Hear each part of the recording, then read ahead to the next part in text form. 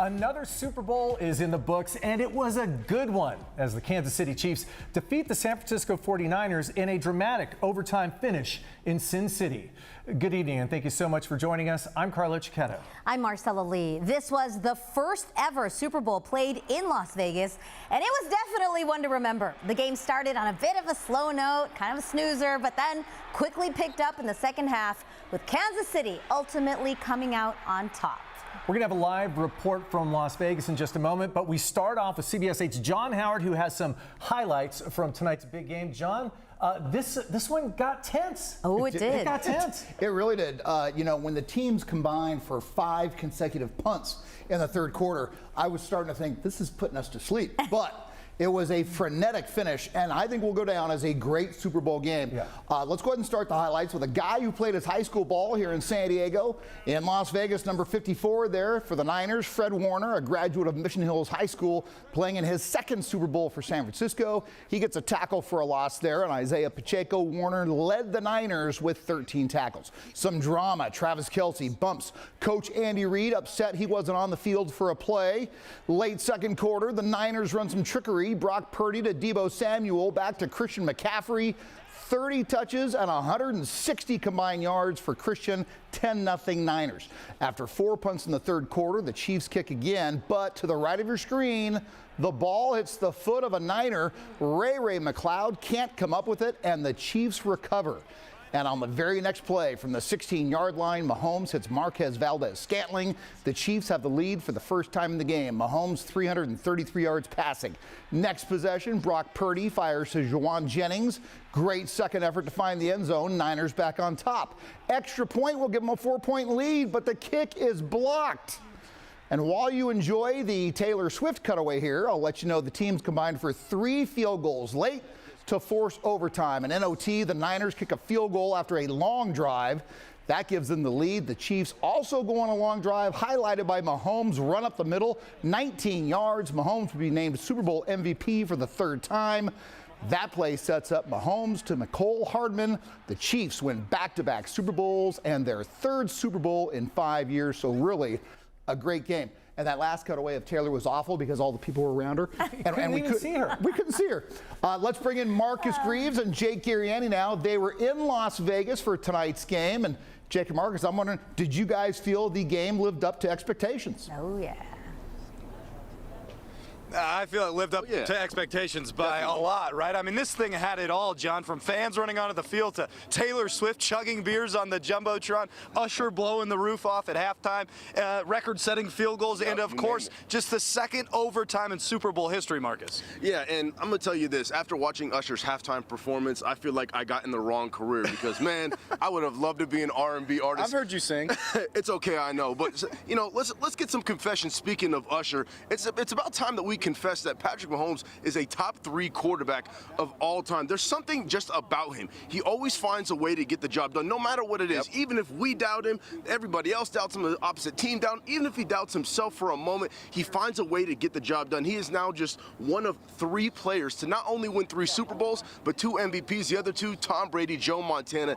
Absolutely fantastic. Patrick Mahomes will go down as one of the best ever, and now he gets to enjoy his 3rd Super Bowl.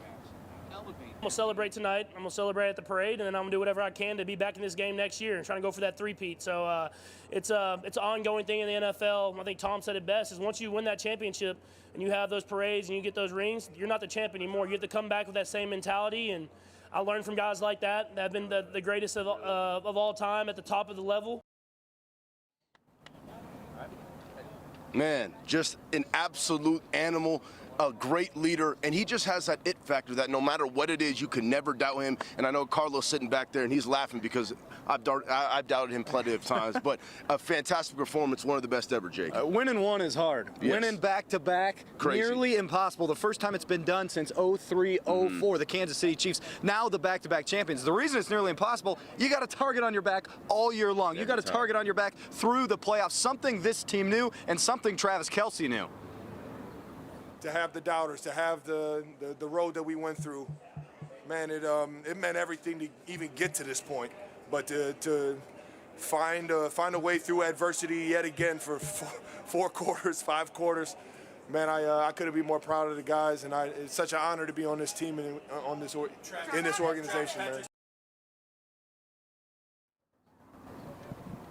The dynasty is officially cemented. A third Super Bowl in 5 years. Now they go for the three-peat, Marcus. But, hey, we talked a lot this week leading up to it. Could it be a dynasty? Was it already a dynasty? No more questions. And the thing is, too, is that we doubted them all year. We were saying they didn't have the weapons to take that step again and now repeat as champions. And here's the craziest part about it is that even in a down year, you know what they do?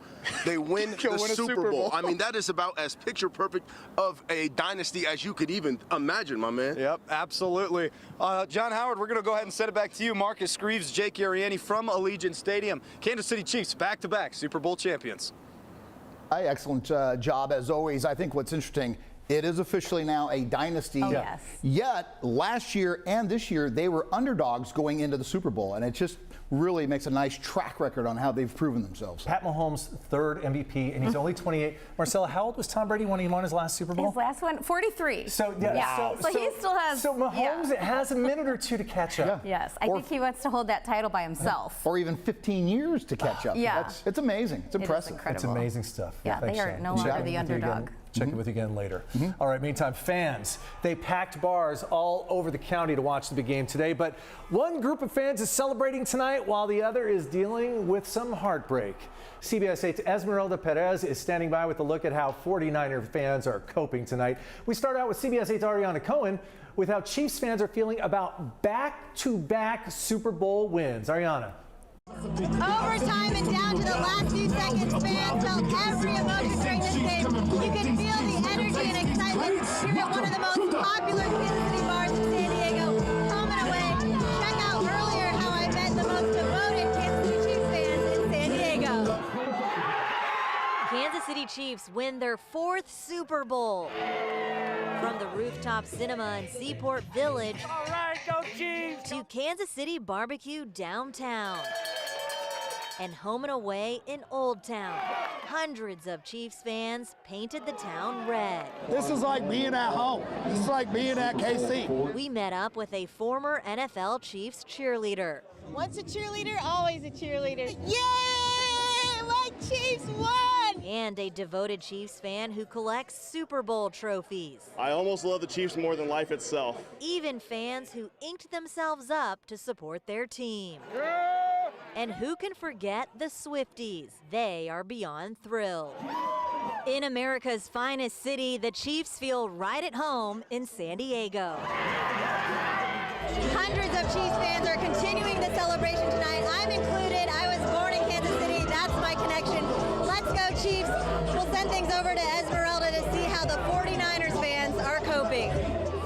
Well, disappointment is what many fans are feeling here tonight after a very close game here at Moonshine Beach. The room was packed. It's starting to get empty at the moment, but it was full of 49er fans since the very beginning. I was able to catch up with one of them about what she thought about this game. Take a listen. It was a good game. Regardless, we put up a good fight. In the end, it was risky, but it was a good fight. It was a really good fight. Well, you heard that right there. Despite this loss, she's optimistic, along with many of the fans here tonight, that they're going to go ahead and see their team back again in the Super Bowl for years to come. That's the latest that I have. I'm Esmeralda Perez, sending things back in the studio. Back to you.